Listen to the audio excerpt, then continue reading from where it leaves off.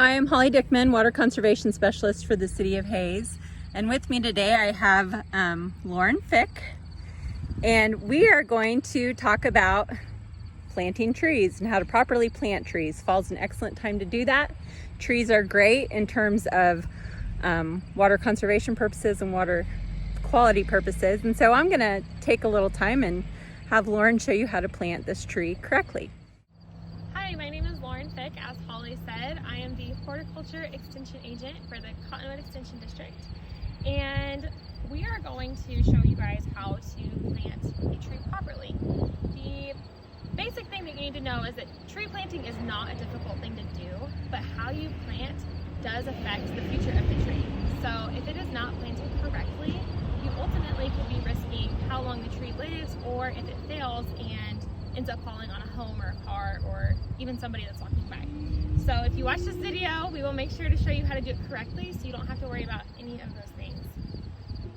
As you can see, we've already dug our hole here, and real quick, I'm going to grab the tree so you can just see how big this tree really is. I chose to get a fairly small tree, and you can tell that this has been grown in a container because the shape the roots took. This is circling, and that is not a good thing, and I'll tell you why in a minute.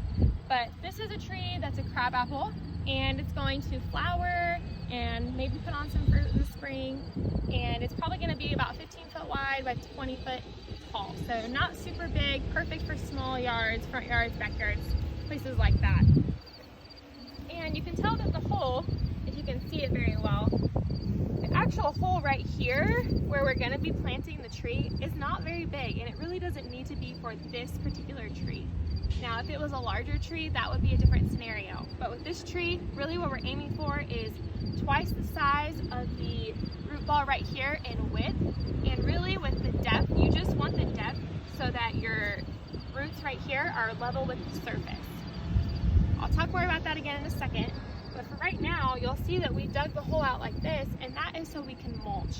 And we did it like this because the mulch is going to compete with the grass, and we didn't want the mulch sitting on top of the grass. We want the mulch to protect the tree and absorb that water. So we went ahead and dug the grass out around in order to put the mulch down. All right, going back a little bit, we talked about how this is the planting hole for the tree. Now, if I set this tree in here, how am I going to be able to tell if this is actually the depth it should be? A trick that we use in the trade is to take your shovel or any type of object that you have near you that is a linear stick, stick it across the planting hole, and you can compare where the stick is, which is level with the surface, to the root ball. Right here you can see, and I'll go on this side so you can see better, when I lay it like this, my roots are level with the surface. That is exactly what we want. If you plant a tree too deeply, you run the risk of having girdling roots, which means that they start to circle each other, and eventually over time, it's going to choke out the tree and it's going to fail. Sometimes this happens early on in the tree's life, and a lot of times though, it doesn't happen until they're much, much older, and it's devastating when you have to remove them when they're really old and big and mature. So planting is the first step to make sure that we don't have that happen. Now, you can see that since I have the proper planting height, what I'm going to do next is I'm going to break up this soil ball. This is so important because if you don't, your roots are not going to expand out. Basically, what you need to know is that it is really important to break up the soil ball to get those roots stretched out so that they can continue to grow and allow the tree to get bigger. All I do for that is, we call it tickling the roots, and you can do this with any potted plant, garden, container, whatever it is, you can do it with that. And I just go from the bottom. I start from the bottom, and I just kind of start to tickle it like you're scratching your dog or something. You break up all that soil that's been sitting in that pot for however long this tree's been in there, and you want to break it up, really get it loosened up, because if you have any of the roots that are still tightly bound, that could be the difference between a tree that survives for 10 years and 50. All right, I almost got it all broken up to where I need to.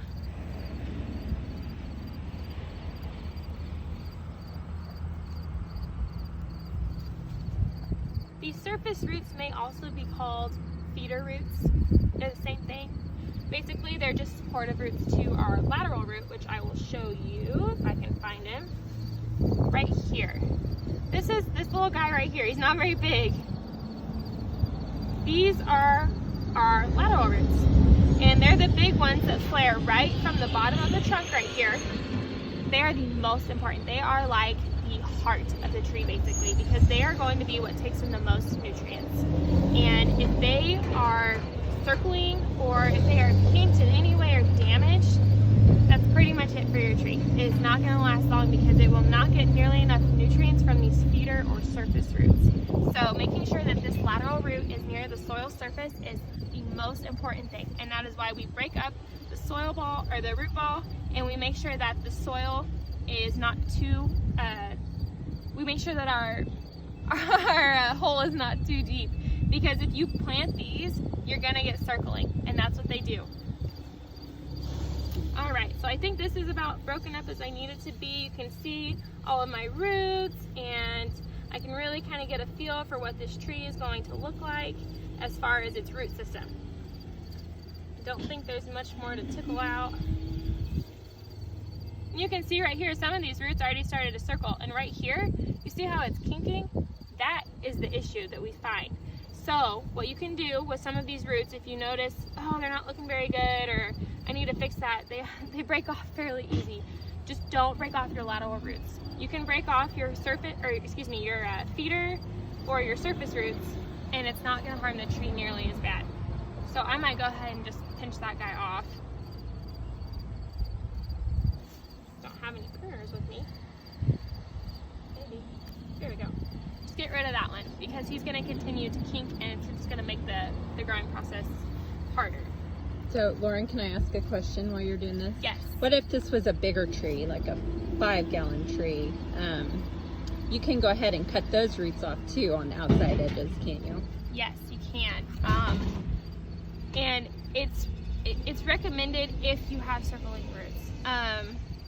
I always just say be careful, because when you get in those bigger trees, some of those roots are so much larger, and they are already so dependent, the tree is, on those roots, that if you do anything to those lateral roots or some of those bigger ones, if it has a taproot, do not cut the taproot.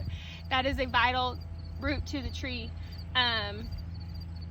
It's okay to prune some of these off. You don't want your roots so long that they're gonna go ahead and start running into the side of the soil wall right there. That's not gonna help you either. Just want to make sure it's not root bound and circling around. Make sure that you fix that before you actually bury the soil or bury the root system. Exactly. So I think we're good to go for the actual planting. I can see my surface roots right here, and I don't see any other major roots that are kinked, and nothing is running into my soil wall. So I'm going to go ahead and pull this back just a little bit, because as I was pulling off that soil, it kind of filled in my hole for me. So I just like to kind of dig that off to the side. And you can really see right now the planting depth right here. All right. And as long as this tree is center, and I always kind of like to play, I like to play with my tree, and see which way. We usually get southwest wind, so keep that in mind. Because you don't want your weakest side facing the southwest, or you're going to have some issues on that side too. So if I look at this tree in a whole, we've got this side is way more full than this side. And this is our central leader is what we call it. It's the one that's going to continue to get the largest and be the leader of the tree. So and it also would depend on where you're planting it in your own landscape, as far as, you know, is it against a house or closer to a house? That all plays into that as well. But we are out here in the middle of wide open space, and so we can just choose the best position for this little crabapple tree. Now we have placed our tree, and I've chosen to place it so that the most full side faces where the traffic is going to come from. I've inspected the back side of it. There are lots of buds facing the other direction, so we know that it will eventually fill in on this back side. Really, if you had a larger tree, right now would be the time that you would fill in about half of your soil, and then you would take a hose on a slow to medium setting. You would stick it in the hole, fill it so the whole hole is full, turn the hose off, and wait and watch it absorb. And the reason you're doing that is because you want to see how fast your tree is absorbing water. That's going to help you to determine how much you need to water and how often you need to water. With a tree this small, I'm not going to do that because I already know this tree is going to probably need 15 gallons a week on a slow trickle. It's a small tree and it doesn't have a huge root system, so we're going to go with the rule of thumb on this one and just say that it needs the 15 gallons per week. At this point, I'm just going to go ahead and fill in the hole. I'm not going to fill in where we've cleared space for the mulch yet. That'll be the next step.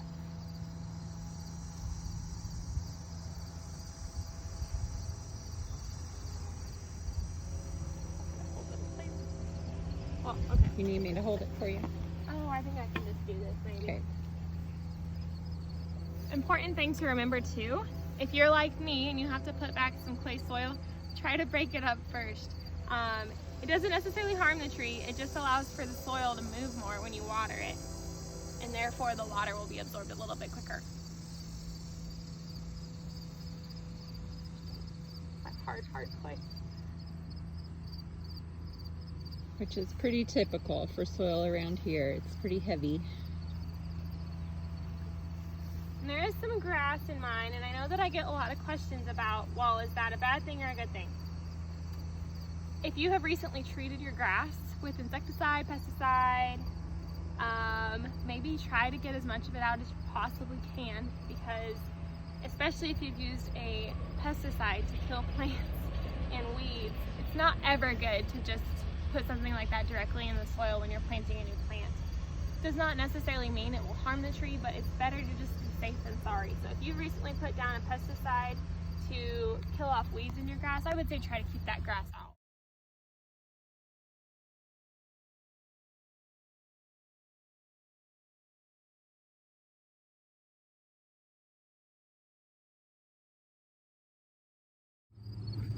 Okay, so now we have officially put all of the soil back into the root ball and the hole. And the most important thing when we are putting the soil back in is, I talked about those lateral roots, and on a tree there's something called a root flare. That is where those lateral roots come out of, and when you're planting, you'll know when to stop putting soil on top because you want to be able to see the root flare. You can see right here, I can see the top of that lateral root. You want to be able to see that. If that is dug too deep, that is when we start to have our circling roots. And therefore, if you have planted it too deep, just go back, pull the soil back, add a little bit more to the bottom, and keep going until you get it how you need it to be. But that is very important that you can see that root flare, because as the tree gets older, you want to be able to see that, and you should be able to touch it and see exactly where it is. It should not be buried. And we went ahead and put a little berm around this. I don't know if you can really see it. It's kind of a donut, and that's just going to hold the water in when we go ahead and water it. Here is used to help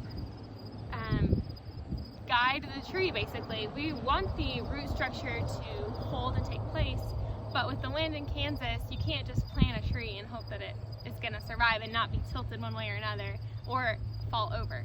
So what this is going to do is we have staked it down into the soil so that it's pretty sturdy, and it's going to allow the top of our tree to move with the wind, which is important. That's how we establish the soil, the root ball in the soil, and it's going to help to keep that soil ball intact.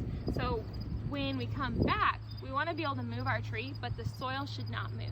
If your soil is moving with your root ball, that means that you do not have sturdy roots, and you're going to have to either stake it or cable it or something along those lines until you get those roots established.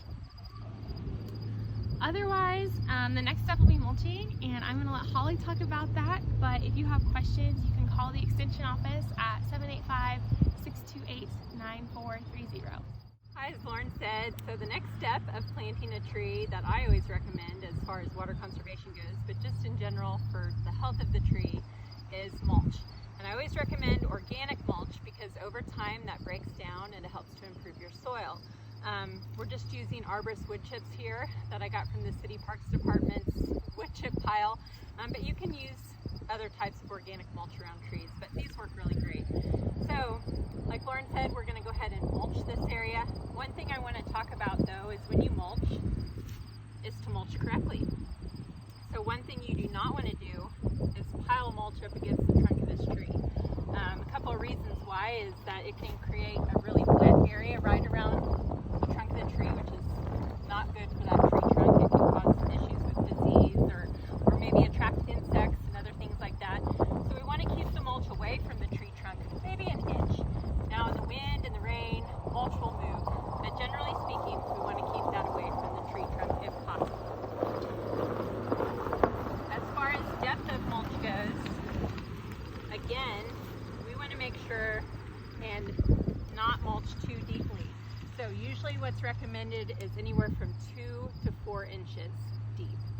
Sometimes you'll see people really pile it on there, and that's not necessary, but just about 2 to 4 inches deep is all that's needed, and that will help moderate that soil temperature.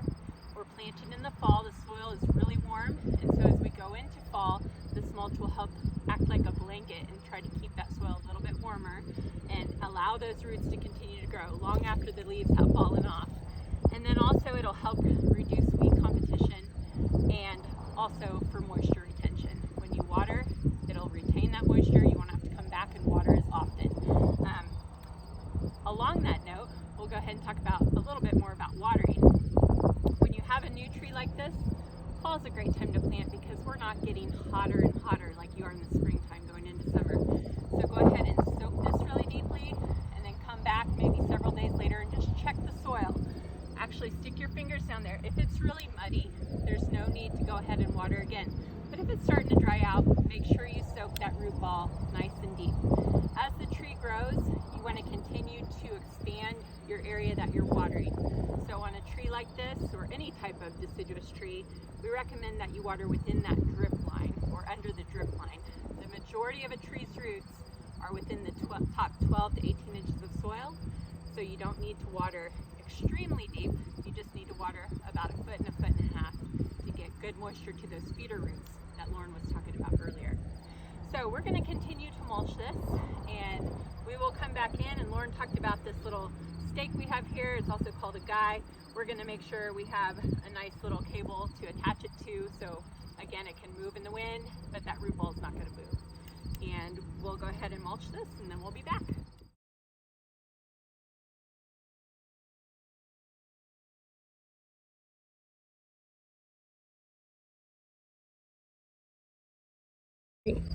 So we have our tree all mulched, like we mentioned. We made more of a mulch donut, it's called, versus a mulch volcano, which is what we don't want to see. You don't want to pile that mulch up against the trunk. And so now we're all done. All we need to do now is make sure we cable on our guy here so our tree doesn't get blown out of the soil. And then we're going to make sure and water it nice and deeply. And like I mentioned, come back and check the soil for when it needs watering again. Lauren mentioned rule of thumb, which is about 10 to 15 gallons a week for these new little trees. But if it's really cool at night and our soils are heavy, it holds the moisture really well. Sometimes you won't even have to water that much in the fall time. So with that, I'm going to say goodbye for now and let Lauren add something she wants to add. Like Holly said, if you have any questions regarding tree planting, varieties, when we can plant, how to plant, if you need anything related to trees, please feel free to call my office, or you can call Holly at the City of Hays and ask us questions. I also have a number that you can text, and that number is 620-869-1188, or you can call my office at 785-628-9430. Thank you for watching our video, and like I said, if you have questions, that's what we're here to help with.